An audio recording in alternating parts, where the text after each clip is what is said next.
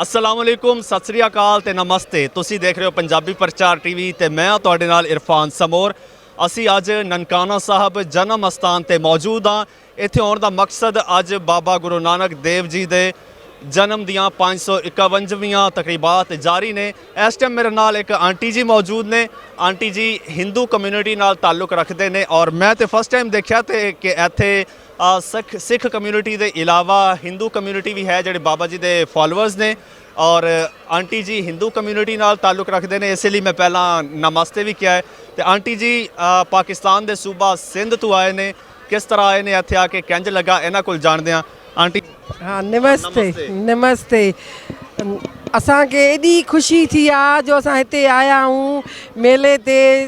पहिरियों प्रोग्राम न हुयो, पोइ वाहिगुरूअ खे यादि कयोसीं। वाहिगुरू घुराए असांखे बाबा गुरु नानक पंहिंजे जनम ते घुरायो आहे। असांखे वॾी ख़ुशी थी आहे।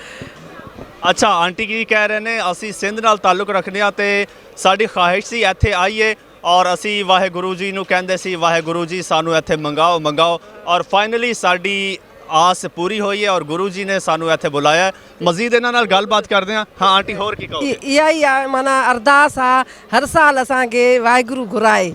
अच्छा पहले भी आउंदे हो इत्थे? हाँ पहले भी आया हूँ। जो हयाती आहे असांखे वाहिगुरू ते घुराईंदो। अच्छा कह रहे हैं जी साड़ी यही अरदास है कि जंज इस साल सानू वाहेगुरू जी ने बुलाया इत्थे, हर साल सानू बुलाते रहन, असी आंदे रहिए दर्शन करते रहिए। तो आंटी जी कदों इत्थे आए? अज ही आए हो? नहीं परसों आया है। अच्छा परसों आए। होर फैमिली भी नाल है? हाँ फोर फैमिली में। होर कित्थे आ फैमिली? वो करतारपुर घूमने गई है।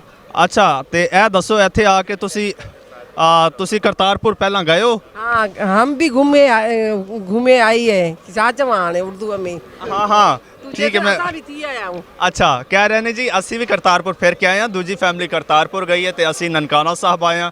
अच्छा